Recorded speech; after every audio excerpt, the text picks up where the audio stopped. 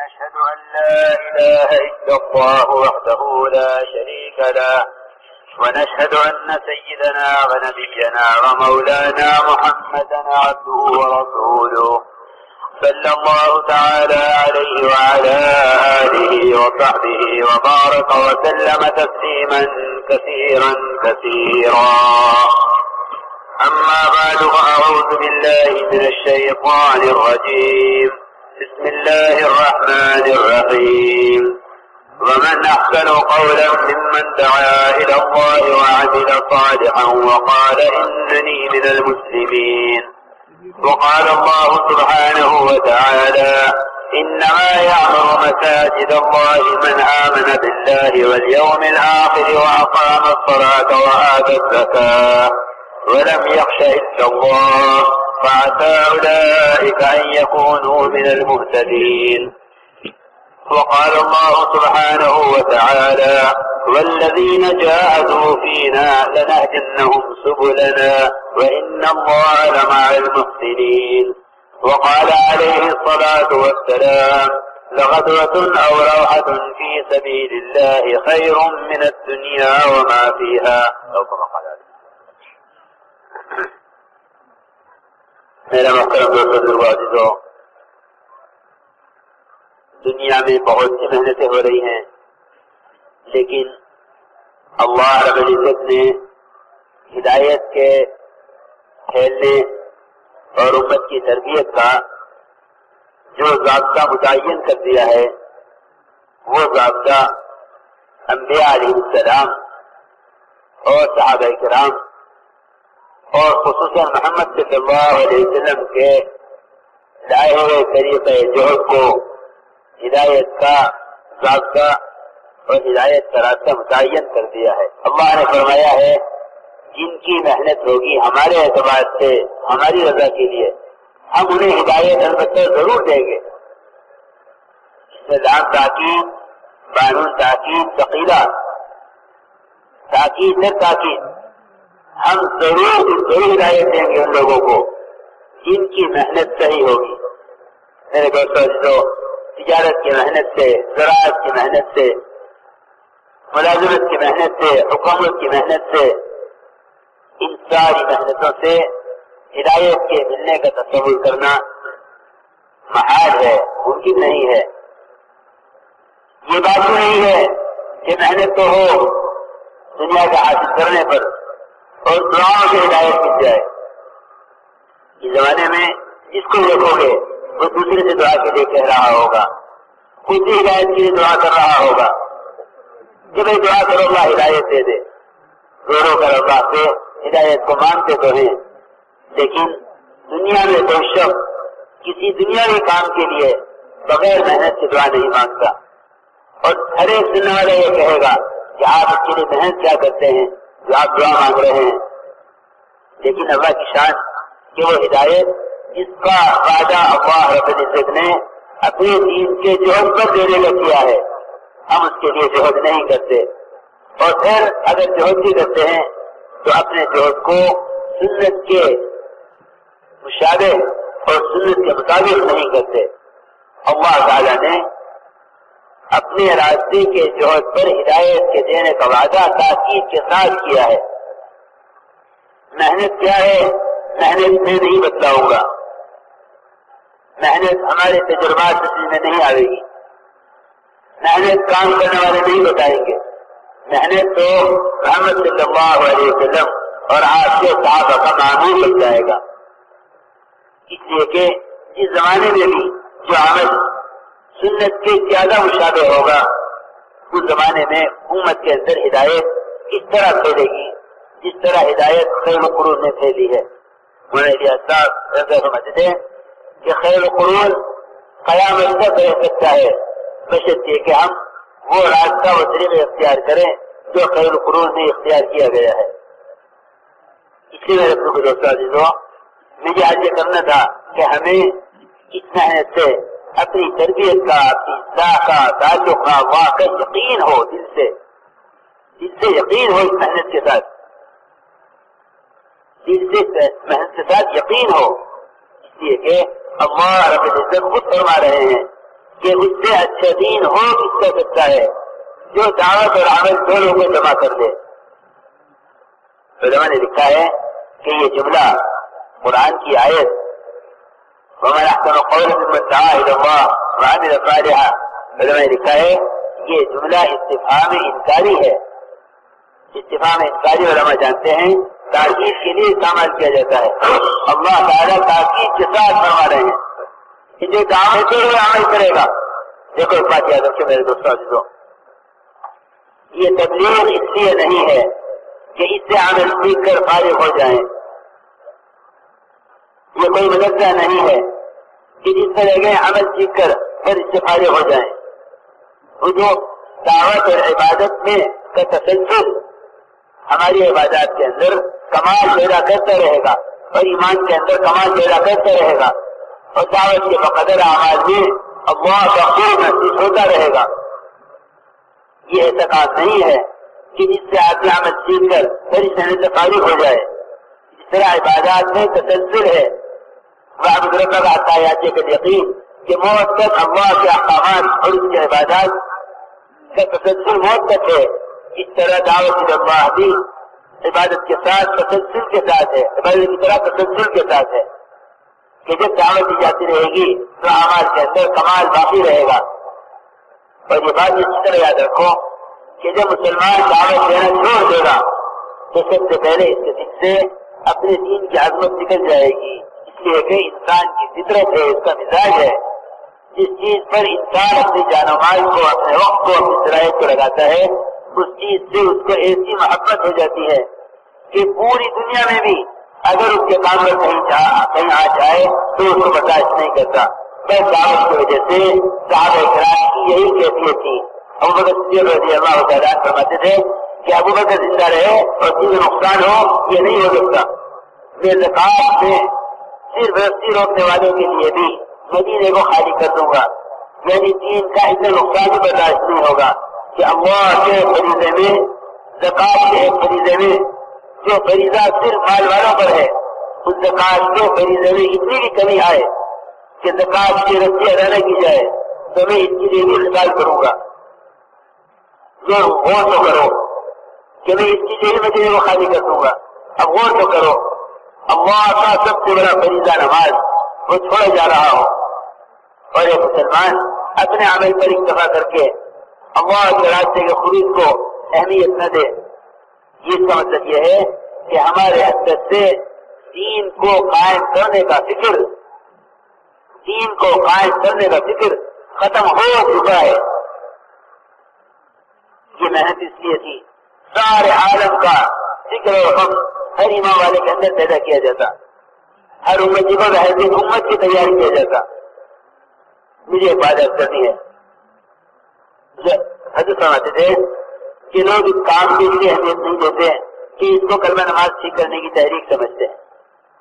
تو یہ کوئی تنظیم ہے جو کلمہ نماز ٹھیک کرنے کی محنت کر رہی ہے؟ نہیں میرے دوستوں عزیزوں، کلمہ نماز کا ٹھیک ہو جانا یہ تو اس کام کا ابتدائی درجہ ہے، ابتدائی درجہ ہے.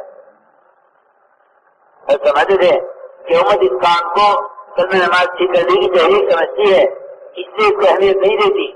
حالانکہ دعوت کا مقصد ہے اپنے کلمہ نماز کے اندر نور اور سرا پیدا کرنا، کیونکہ دعوت اللہ کے راستے میں نکل کر ایمان اور اعمال کی طرف دوسروں کو بلانا یہ اپنے ایمان اعمال میں کمال پیدا کرنے کے لیے ہے. ہمارا سارا خروج، ہمارے روزہ اس سے چھوٹ جائیں گے کہ ہم نے اب تک اس محنت کو اپنے اعمال اور ایمان میں کمال پیدا کرنے کی غرض سے نہیں کیا. اللہ بھی معاف فرمائے اگر قرآن نکلیں گے بھی تو وہ اس سے نکلیں گے کہ دوسرے کا تقاضا ہے، اجتماع کا تقاضا ہے. اگر قرآن نکلیں گے بھی تو وہ دوسرے کی غرض کو نکلیں گے. حالانکہ دعوت دائی کی اپنی ذات کے لیے ہے، دعوت دائی کی اپنی ذات کے لیے ہے. مولانا صاحب گزارت میں لکھا ہوا ہے کہ دعوت ایمان اور اعمال کی تکمیل کے لیے ہے، کہ دعوت کے بقدر ایمان اور اعمال کے اندر کمال پیدا ہوگا.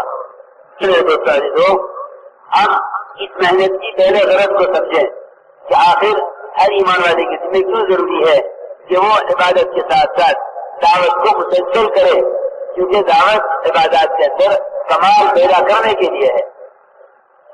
कि मैंने कुरान की आयत का तर्जुमा किया कि अल्लाह फरमाते हैं उससे अच्छा दीन हो किसका सकता है जो दावत देते हुए अमल करे। रहमतुहु व नुसल्ली अला रसूलिहिल करीम, अम्मा बाद। मैं এখন যারা চলাফেরা করতেছি মেহরবানি করে বসে যাই, নিজের জায়গায় বসে যাই। আর বলতেছেন এই কথা যে ভাই দুনিয়াতে হেদায়েত, মানুষ হেদায়েত পেয়ে যায়, হেদায়েতের প্রচার প্রসার হয়, হেদায়েত সব মানুষের মধ্যে আসে, এটার জন্য একটা মেহনত, দাওয়াতওয়ালা মেহনতই হলো এটার একমাত্র মেহনত। এই জন্যই আল্লাহ তাআলা যুগে যুগে নবী পয়গম্বরদেরকে পাঠাইছেন এবং হযরত মুহাম্মদ সাল্লাল্লাহু আলাইহি ওয়াসাল্লাম এই হেদায়েতওয়ালা মেহনত নিয়েই আসছেন। সেই দাওয়াতওয়ালা মেহনত ছাড়া অন্য কোন দুনিয়ার মেহনতের দ্বারা হেদায়েত মিলবে না এবং হেদায়েত পাওয়া যাবে না। হেদায়েত পাওয়ার জন্য একটাই মেহনত, সেটা হলো নবীরা যে মেহনত করছেন এবং হুজুর আকরাম সাল্লাল্লাহু আলাইহি ওয়াসাল্লাম যে মেহনত করছেন সেই মেহনতের দ্বারাই হেদায়েত মিলবে। আল্লাহ তাআলা বলতেছেন যে আমার জন্য আমার হয়ে মেহনত করবে আমি অবশ্যই অবশ্যই তাকে হেদায়েত দিব। আল্লাহ তাআলা এখানে খুব তাকিদের সঙ্গে বলতেছেন এবং ডবল তাকিদ, একবার তাকিদ না, দুইবার তাকিদ, তাকিদের সঙ্গে আল্লাহ তাআলা বলছেন যে আমি অবশ্যই অবশ্যই তাকে হেদায়েত দেব। তো হেদায়েতের যে মেহনত, সে মেহনত দুনিয়ার মেহনত নয়। কেউ হুকুমতের লাইনে মেহনত করতেছে, কেউ ব্যবসার লাইনে মেহনত করতেছে, কেউ খেত কৃষির লাইনে মেহনত করতেছে, আর দোয়া চায় বেড়াইতেছে, দোয়া করতেছে, খুব কান্নাকাটি করে করে দোয়া করতেছে। আল্লাহ হেদায়েত দিত তাকে, হেদায়েতের জন্য দোয়া চাইতেছে মানুষের কাছে। মেরে মুহতারাম দোস্তা বুজুর্গ, শুধু দোয়া চাওয়া নয়, দুনিয়াতে এমন কোন মানুষ নাই কি যে মেহনত করে না আর দোয়া চায় দুনিয়ার লাইনে। একজন ব্যবসায়ী করে না আর সে দোয়া চায় যে তার ব্যবসায় যেন মুনাফা হয়। একজন বিবাহই করে নাই আর সে মানুষের কাছে দোয়া চায় যে তার জন্য তার একটা নেক সন্তান হইতো। তো মেরে মুহতারাম দোস্তা বুজুর্গ, যেরকম দুনিয়ার লাইনে মানুষ এরকম বোকামি করে না যে সে মেহনত করে না, শুধু দোয়া চেয়ে বেড়ায়। কিন্তু এখানে মানুষের বোকামি, আমাদের বোকামি, সেটা হলো এই যে আমরা হেদায়েতের জন্য মেহনত তো বুঝি না, হেদায়েতের জন্য মেহনত করা লাগবে এটা আমরা বুঝি না, কিন্তু আমরা হেদায়েতের দোয়া করতেছি আর হেদায়েতের জন্য দোয়া চেয়ে বেড়াইতেছি। মেরে মুহতারাম দোস্তা বুজুর্গ, আল্লাহ তাআলা এই হেদায়েতের জন্য মেহনত শর্ত রাখছেন, মেহনত করতে হবে। ওই মেহনতটা কি মেহনত? যে আমি আপনি যেটাই মনে চায়, যেরকম ভাবে মনে চায় সেরকম মেহনত করব, বলে যে না, ওই মেহনতও আল্লাহ তাআলা তার নবী পয়গম্বরদেরকে দিয়ে যে মেহনত করাইছেন, সাহাবা রাদিয়াল্লাহু তাআলা আনহুম আজমাইন আল্লাহ পাকের কাছ থেকে, নবীর কাছ থেকে যে মেহনত পাইছিলেন, যে মেহনত তারা করছিলেন, সেই মেহনতই হল হেদায়েতকে হাসিল করার মেহনত। ওই মেহনত ছাড়া হেদায়েত আসবে না। এই জন্য মৌলানা ইলিয়াস রহমাতুল্লাহ আলাইহি বলতেন এই কথা যে হেদায়েত মেলার জন্য যে মেহনত, ওই সেই মেহনত হল হুজুর আকরাম সাল্লাল্লাহু আলাইহি ওয়াসাল্লামের মেহনতের সঙ্গে যত মিল হবে, যত নিকটবর্তী হবে, ওই মেহনতের দ্বারা দুনিয়াতে হেদায়েত আসবে, মানুষ হেদায়েত পাবে।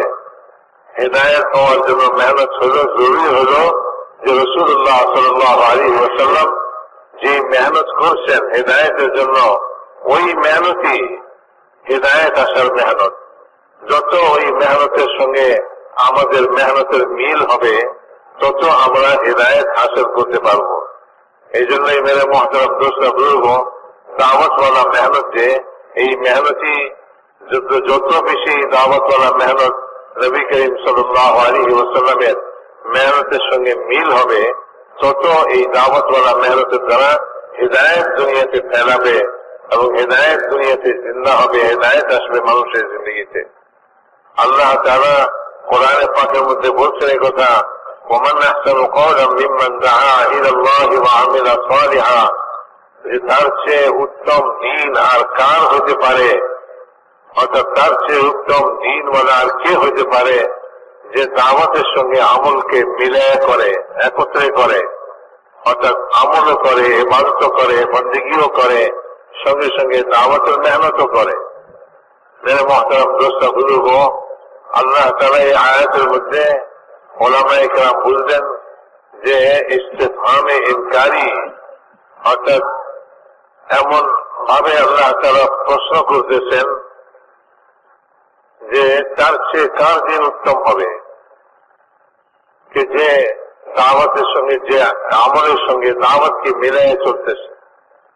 এই জন্য মেরে মুহতারাম দোস্ত বুজুর্গ, ইস্তেফহামে ইনকারি যেটা, এটা তাকিদের জন্যই হয়ে থাকে, অর্থাৎ অবশ্যই তার দিনই উত্তম যে কিনা দাওয়াতের মেহনত এবং ইবাদতের মেহনত দুইটাকে একত্রে করে, দাওয়াতও দেয়, ইবাদতও করে।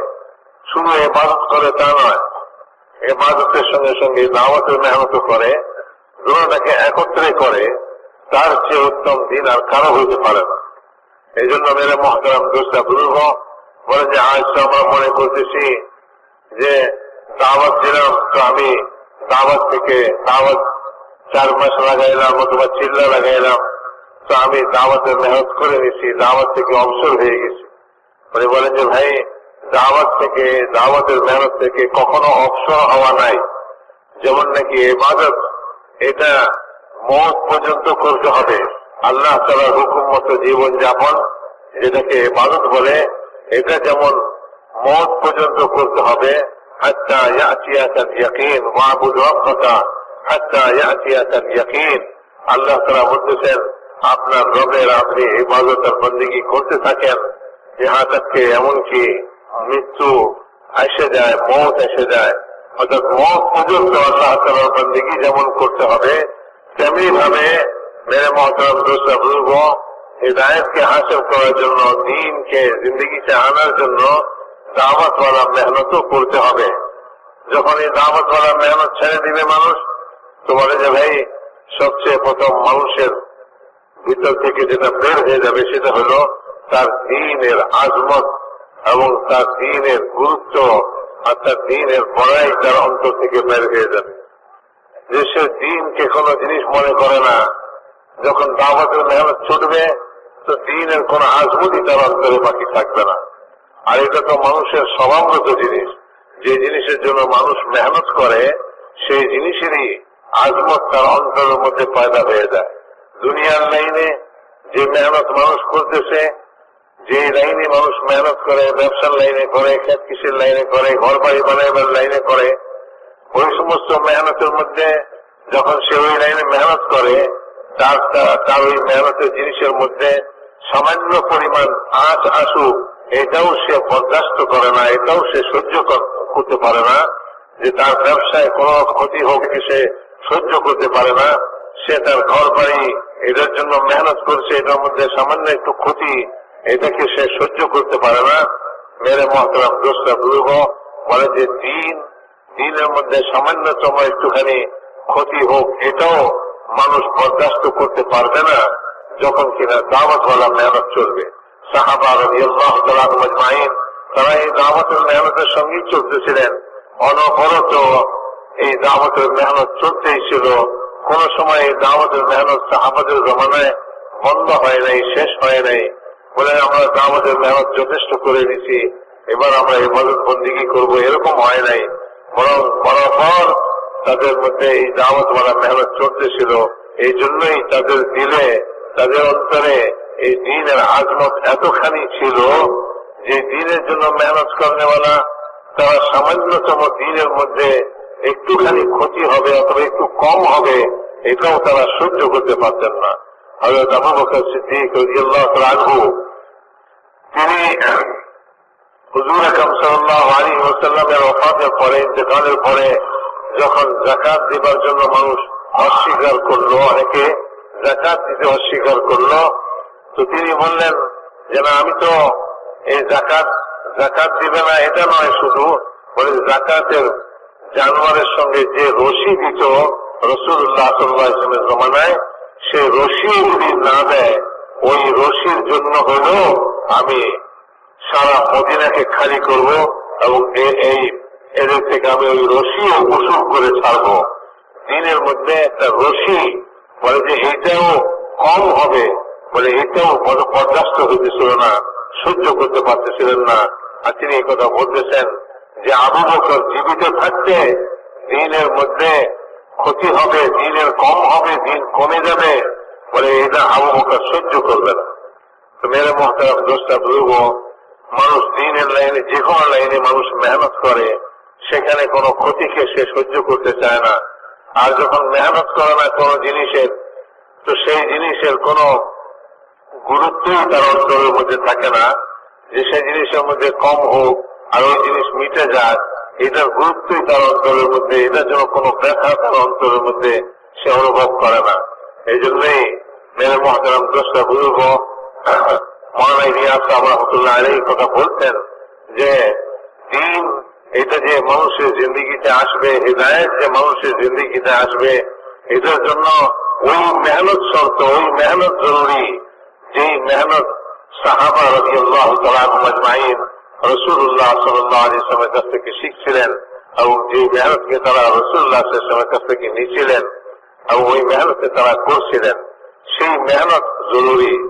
এরকম নয় যে ভাই যার যা মনে চলো, যেরকম ইচ্ছা সেরকম সে মেহনত করলো, বলে না। এই মেহনতের মিল যতখানি রাসূলুল্লাহ সাল্লাল্লাহু আলাইহি ওয়াসাল্লাম এবং সাহাবাদের মেহনতের সঙ্গে মিল হবে, তত মানুষের জিন্দেগিতে হেদায়েত আসবে, তত এরকম ভাবে দিন দুনিয়াতে জিন্দা হবে। এই জন্য মেরে মহতারাম দোস্ত বুজুর্গ, জরুরি হলো এই কথাটা বুঝা যে দাওয়াতওয়ালা মেহনত কতখানি গুরুত্ব রাখে। এরকম নয় যে ভাই দাওয়াতওয়ালা মেহনত আমি কিছু সময়ের জন্য করলাম, তারপরে এই মেহনতকে ছেড়ে দিলাম, মনে করলাম যে আমার মেহনত হয়ে গেছে। এই মেহনত থেকে অবসর হওয়া নাই, মৌত পর্যন্ত অবসর হওয়া নাই। যেরকম ইবাদত বন্দেগী থেকে মৃত্যু পর্যন্ত কোনো অবসর নাই, মানুষ মৃত্যু পর্যন্ত আল্লাহ তাআলার হুকুমকে মেনে চলবে এবং সে আল্লাহ তাআলার বন্দেগী করবে। ঠিক এমনি ভাবে দাওয়াতওয়ালা মেহনতও মৌত পর্যন্ত সে এই দাওয়াতওয়ালা মেহনত করতে থাকবে। এই মেহনত বলে যে রিবাজি মেহনত নয়, যেমন মানুষের মনে চায় তেমন নয়, ওই মেহনত হইতে হবে যেই মেহনত রাসূলুল্লাহ সাল্লাল্লাহু আলাইহি ওয়াসাল্লাম এবং সাহাবা রাদিয়াল্লাহু আনহুম আজমাইন এই যে মেহনতকে করছিলেন, সেই মেহনত হইতে হবে। যখন ওই মেহনত হবে তো আল্লাহ তাআলা মানুষকে হেদায়েত দিবেন, মানুষের দিলের ভিতরে হেদায়েতকে ঢালবেন। এই জন্য বলে যে ঈমান আর আমলে সালেহ, নেক আমল, এটা হাসিল করার জন্য যে মেহনত, সেই মেহনতই হলো এই দাওয়াতওয়ালা মেহনত। এই মেহনত থেকে কখনো অবসর হওয়া নয়। এবং এই মেহনত ওই মেহনতই যে মেহনত রাসূলুল্লাহ সাল্লাল্লাহু আলাইহি ওয়াসাল্লাম সাহাবারা করছিলেন, তাদের মেহনতের সঙ্গে যত এই মেহনতের মিল হবে, আমাদের মেহনত যতই তাদের মেহনতের সঙ্গে মিল হবে, ততই মেরে মহতারাম দোস্ত বুজুর্গ আল্লাহ রাব্বুল ইজ্জত দ্বীনকে দুনিয়াতে জিন্দা করবেন এবং দ্বীনের আজমত মানুষের অন্তরের মধ্যে পয়দা হবে, মানুষ দ্বীনের সঙ্গে চলবে। এই জন্য ওই মেহনত করতে হবে যে মেহনত সাহাবারা করছিলেন। এই মেহনত থেকে অবসর হওয়া নাই, তিন চিল্লা দিয়ে অবসর হয়ে যাওয়া নয়, এটা তো অনবরতই মেহনতকে করতে হবে। আর মেরে মহতারাম দোস্ত বলতেছেন এই কথা, এই মেহনত অপরের জন্য নয়, বরং এই মেহনত তো আমার নিজের জন্য। যখন আমি মেহনত করব তো আমাকে আল্লাহ তাআলা হেদায়েত দিবেন। কাজে অনেক সময় মানুষ এ কথা মনে করে, পুরানো সাথীরা মনে করেন যে এখন ইজতেমার তাকাদা, তো এখন এই ইজতেমার তাকাদা হিসাবে আমাকে সময় লাগাইতে হবে, ইজতেমার জন্য সময় লাগাইতেছি, অথবা মানুষের মধ্যে দিন আসুক এটার জন্য সময় লাগাইতেছি। না মেরে মহতারাম দোস্ত বুজুর্গ, এই রাস্তার মেহনতটা হলো নিজের জন্য। সর্বপ্রথম নিজের জন্য আমি এই মেহনতকে করব। যখন আমি নিজের জন্য এই মেহনত করব, তখনই আল্লাহ তাআলা ওই কথাটা আমার উপরে খাটবে। যে কথা আল্লাহ তাআলা বলতেছেন যে তার চেয়ে উত্তম দিন আর কার হতে পারে যে কিনা দাওয়াত আর আমলকে একত্রে করে। তো দাওয়াত আর আমল একত্রে করবো যখন, তো আমার দিন উত্তম থেকে উত্তম হতে থাকবে। বলেন যে মৌলানা ইলিয়াস সাহেব রহমাতুল্লাহ আলাইহি বলতেন এই কথা যে এই দাওয়াতওয়ালা মেহনত এটা তো ঈমান আর আমলের মধ্যে নূর পয়দা করার জন্য, ঈমান আর আমলকে শক্তিশালী করার জন্য এবং তার মধ্যে জেলা আর উজ্জ্বলতা আনার জন্য এই দাওয়াতওয়ালা মেহনত। আর তার প্রত্যেকেই নিজের ঈমান আর আমলের মধ্যে নূর পয়দা করা, এইটার সে মুখাপেক্ষী। তার ঈমান শক্তিশালী হয়, তার আমল উত্তম থেকে উত্তম হয়, উন্নত থেকে উন্নততর আমল হয়। এটা তো সবাই নিজেরই জরুরত, নিজেরই প্রয়োজন। কাজে এই জন্যই বলে যে ভাই এই মেহনত তো আমি নিজের জন্য করতে হবে, আমাকে অন্যের জন্য নয়। যখন আমি নিজের জন্য করব তো আল্লাহ রাব্বুল ইজ্জত আমাকে ঈমানের উপর মজবুত করে দিবেন এবং আল্লাহ তাআলার হুকুম উপরে চলা আমার জন্য সহজ হয়ে যাবে। আর এর সাথে সাথে আল্লাহ তাআলা অন্যদেরকেও হিদায়াত দিবেন।